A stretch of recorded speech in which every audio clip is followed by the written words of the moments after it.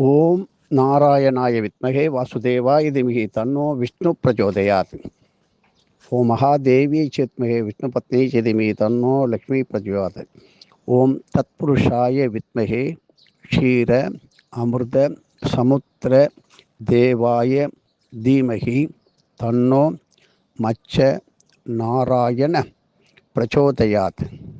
சேர்த்து சொல்கிறேன்.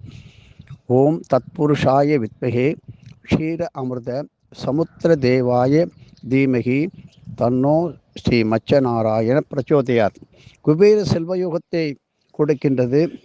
வியாபாரத்தில் நின்று போன தொழில் முடக்கம் மற்றும் வருமானத்தால் பாதிக்கப்பட்டு தேவையற்ற மனக்கவலையை நீக்குகின்ற குபேர செல்வம் வாய்ந்த இந்த மந்திரத்தை இன்று பூஜிப்பதால், அதாவது உயர்ந்த மணப்பலகையில் அமர்ந்து அரையடி உயரத்திற்கு மேல் உள்ள ஒரு மணப்பலகையில் அமர்ந்து இன்று தேவ ரிஷி பித்திருக்கடன்களுக்கு தேவையான தர்ப்பண முழுமையும் செய்துவிட்டு இதை செய்தால் இன்றே நீங்கள் பலனை காணலாம். மேலும் பூரி ஜெகநாதர் ஆலயத்திலே ஒரு அற்புதமான நிகழ்ச்சி காலமாக புராதனமாக அன்று முதல் இன்று வரை நடந்து கொண்டிருப்பதற்கு ஒரு காரணம், அங்கே உள்ள ஆஞ்சநேயர் மூர்த்தி சங்கிலியால் கட்டப்பட்டு இன்றும் அன்றும் என்றென்றும் இருப்பது ஏன் என்றால், பூரி ஜெகநாதர் அனுமானுக்கு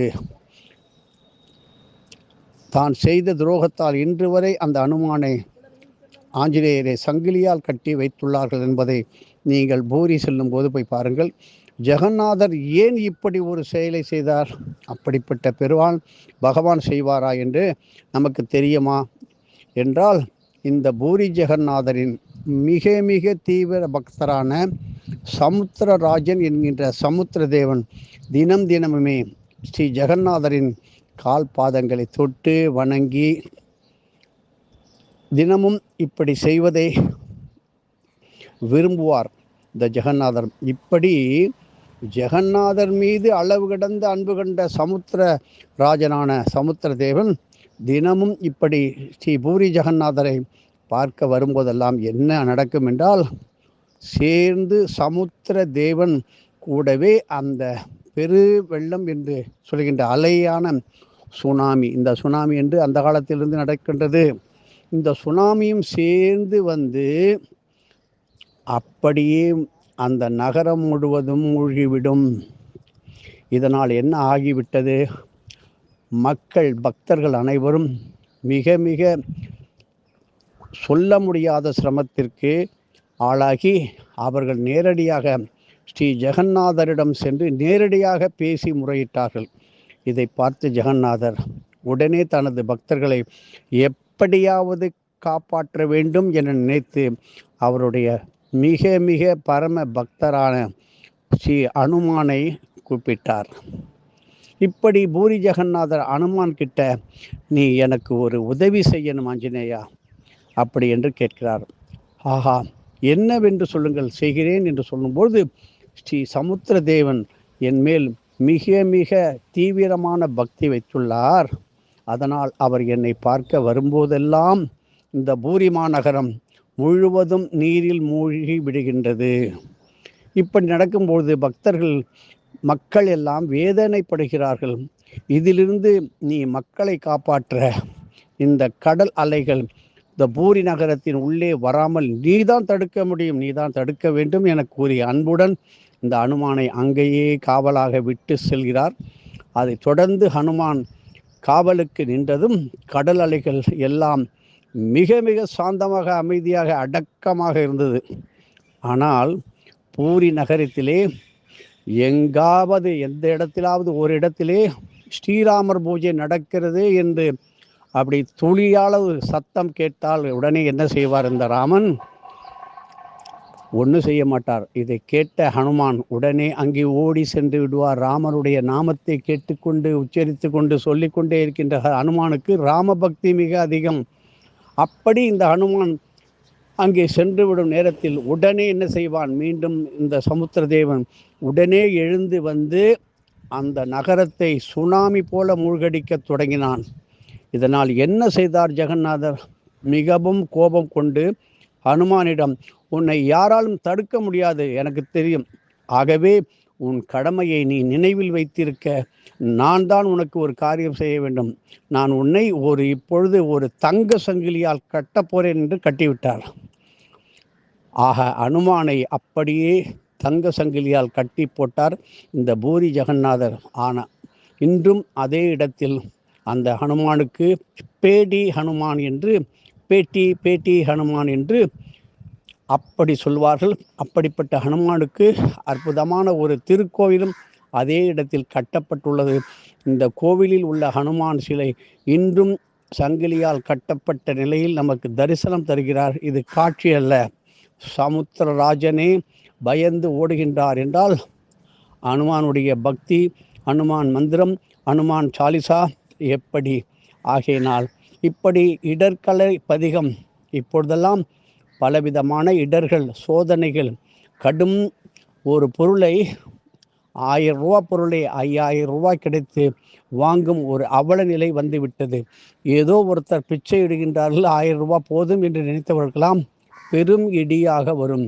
ஏனென்றால் நாம் உழைத்து சம்பாதித்து சேர்த்த சொத்துக்களே நமக்கு தங்காத நிலையிலே எவனோ ஒருத்தன் ஏதோ ஒரு அவன் காரியம் ஜெயிக்க வேண்டும் என்று தான் கடமையை செய்வதாக தனது கர்மாவை கழிக்கின்றான்.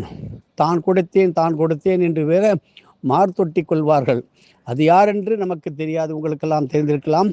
இப்படி ஒருவரிடம் கையேந்தும் நிலை என்று நிற்கிறதோ அன்றுதான் நம் மனிதனாக தர்மத்துடன் வாழ முடியும். இல்லை என்றால் அவரிடம் நாம் ஏமாந்தோ ஒரு சில காரியங்களை சாதித்து கொண்டு சில பொருட்களை இலவசமாக, பணத்தை காசை இலவசமாக இனாமாக பெற்றுக்கொண்டு விட்டால் அதை போல் பல மடங்கு நமக்கு அந்த மாதத்தில் அதே நாளிலே செலவு பெரும் துயரமாக வந்து காத்து கொண்டிருக்கிறது. துயரம் என்றால் என்ன?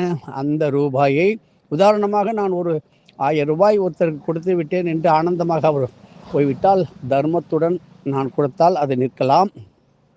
இல்லை என்றால் எனது காரியத்தை சாதிக்க வேண்டும், என்னை திசை திருப்ப வேண்டும் என்று நான் நினைத்து உங்களுக்கு கொடுத்தால் அந்த ரூபாயானது பாவ காரியம், கர்ம வினை, கர்மாக்கள் என்று சொல்லும் தேவையில்லாமல் உங்களை மூழ்கடித்து அதுவே பல மடங்காக 1க்கு 10ஆக தெண்ட செலவு, விரைய செலவு வந்து மனதையும் குடும்பத்தையும் பாதிக்க செய்யும் நாளானது இப்பொழுதெல்லாம் கலியுகத்திலே கைமேல் பலன் என்று சொல்வார்களே, கண்ணெதிரிலே பலன்.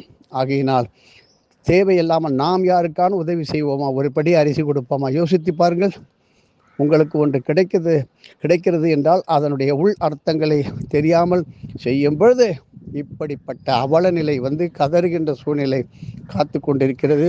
ஏனென்றால் நாம் தினமும் செய்கின்ற தான தர்ம பூஜைகள் எல்லாம் நின்று விடுகிறது. உதாரணம், நீங்கள் இன்று ஒரு வியாபாரம் ஆரம்பிக்கும் போது அதற்கான ஹோம யாக பூஜைகள் எல்லாம் செய்கிறீர்கள். அந்த வியாபாரம் கொஞ்சம் நன்றாக ஓடுகின்றது. அத்துடன் அந்த பூஜைகளை நிறுத்தி விடுகின்றார்கள். ஒரு உதாரணமாக ஒரு கிரகப்பிரவேசம் அன்று ஒரு பசு பூஜை, ஒரு ஐயர்களை வைத்து ஹோமங்கள், மந்திரங்கள் இவையெல்லாம் செய்கின்றீர்கள். ஒரு வருஷம் 2 வருடம் அந்த வீடானது ஏதோ ஒரு மந்திர சக்தியால், தெய்வ வலிமையால் ஓடிக்கொண்டே இருக்கும்.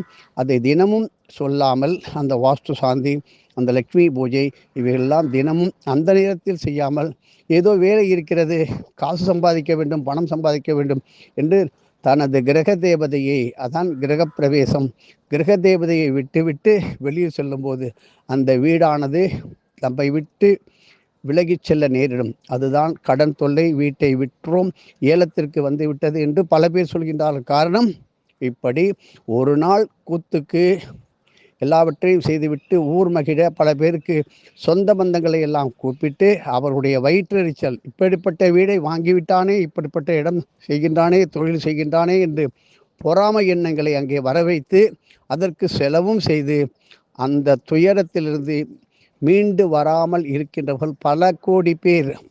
நன்றாக யோசித்து பாருங்கள். இது தனி ஒருவரை மட்டும் சொல்வதல்ல, பொதுவாக சொல்வது. ஒரு ஜோதிடர் உங்களுக்கு ஆறுதலாகத்தான் சொல்வார். ஆனால் உங்களுடைய குலவழக்கம், குலகுரு, குல தெய்வம், உங்களுடைய வயது, உங்களுடைய காலம், உங்களுடைய ஆயுள்காரகன், உங்களுடைய லாபஸ்தானம், சுகஸ்தானம், குடும்பஸ்தானம் இவையெல்லாம் ஆராய்வது என்பது மிக மிக கடினம். ஏதோ இந்த ராசிக்கு இந்த நட்சத்திரத்துக்கு என்று மிக ஏதோ போனோம் வந்தோம் சொன்னோம் செய்தோம் என்ற நிலையிலே ஜோதிடர்கள் சொல்லக்கூடாது. இது அன்பு கட்டளை. இப்படி விஷயம் தெரிந்த ஜோதிடர்களும் மயக்கத்தால் தன்னை மறந்து ஏதோ ஜோதிடம் சொல்ல வேண்டும், பலரும் பார்த்து ரசிக்க வேண்டும் என்று அருள்வாக்கு சொல்பவர்களெல்லாம் மிக மிக கடுமையான உபவாசம் இருக்க வேண்டும். அதாவது ஆணி அடித்த கூரான ஆணிகள் கொண்ட செருப்பின் மீது பல நாட்கள் நிற்பார்கள். அந்த காலத்திலே கழுகு மரத்திலே ஒத்தை காலில் நிற்பார்கள். இப்படி கழுகு மரம் ஏறுகின்றவர்கள் இப்பொழுதெல்லாம் அருகி விட்டார்கள்.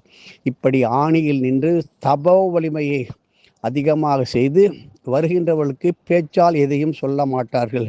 ஏதோ ஒரு விபூதி, குங்குமம், ஒரு எலும்புச்சம்பழம் இவைகளை மட்டும் கொடுப்பார்கள். காரணம், அவருடைய தபோ வலிமையை விற்க மாட்டார்கள். இப்பொழுது வியாபாரம்.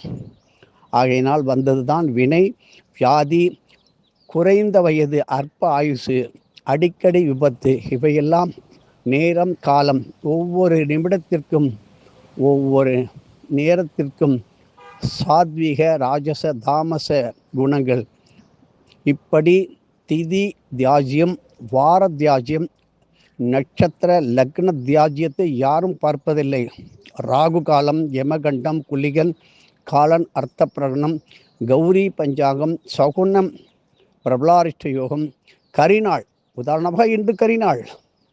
இவைகளெல்லாம் சொல்வதே கிடையாது. ஒருவன் பிறந்த ஜாதகத்திலே கரிநாளா, அவன் எப்படிப்பட்ட காலற்ற தலையற்ற உடலற்ற நட்சத்திரத்தில் பிறந்தார்கள் என்பதை கணக்கிடுவதும் இல்லை. இப்படி ஜோதிடமானது ஒரு காலத்திலே அரசர்கள், மகாராஜாக்கள் அவர்களுக்கென்று பல பெயர்களை வைத்து கொண்டு பல நிபுணர்களை வைத்து ஜோதிட துறைக்கு கலை நிபுணர்களை வைத்து அவர்கள் அரசாண்டார்கள் பல 100 வருடம். இப்பொழுது 1 வருடம் 2 வருடம் நடத்துவதற்கே ததிகினத்துவம் தாளம் போடுகின்றார்கள். ஏதோ ஒரு பரிகாரம், ஏதோ ஒரு முறை. இது நீடிக்குமா என்று கேட்டால் அது கிடைக்கும் பொழுது சில நேரம் சுகம் வரும். தொடர்ந்து வீட்டிலே நெல் வயலிலே எப்படி எலி பெருச்சாளிகள் வந்து சேர்கின்றதோ அப்படி பெருச்சாளி கூட்டம் நம்மை வாட்டி எடுக்கும் என்பதை அவர்கள் தெரிந்து கொள்வதில்லை. நல்லது வரும்பொழுது ஒரு கெடுதல் வந்துதான் தீரும். புகழ் வரும்போது ஒரு அவமானம் வரத்தான் செய்யும். ஆனால் இந்த உலகத்தை ஆள வேண்டும், ராஜ்யத்தை ஆள வேண்டும் என்று நினைக்கும் பொழுது எத்தனையோ ஏச்சு பேச்சு, திட்டு, ஆளுக்கு ஒரு பேச்சு பேசுவார்கள். இப்படிப்பட்ட நிலைமையிலிருந்து விலகி நாம் மனப்பூர்வமாக இறை சிந்தனையிலே, தான தர்மத்திலே வாழ்ந்தால் கண்டிப்பாக எதிலும் எங்கும் எப்பொழுதும் குருவருளாலும் திரு அருளாலும் வெற்றியே கிடைக்கும். அலங்காரம் என்பது நாம் மனிதன் செய்வது அல்ல, இறைவனுக்கு செய்து பார்ப்பது அலங்காரம். ஆனால் பாடலினால் அலங்காரம் செய்தவர் திருப்புகழ் பாடி கந்தர் அலங்காரம். இதை அடிக்கடி சொல்லி வாருங்கள். பெண்களுக்கு மிக மிக முக்கியமான எதிர்காலம் இழக்க வேண்டிய நிலையில் வரக்கொண்டிருக்கிறது. குழந்தைகள் முதல் பெண்கள் மிக மிக கவனமாக இதை கேட்டு வாராகி மந்திரம், தற்காப்பு மந்திரங்களை குரு மூலம் தெரிந்து கொள்ளுங்கள். எதுவும் என்னுடையதல்ல, அனைத்தும் உன்னுடையதே. அருளாளர் அருணாச்சலா.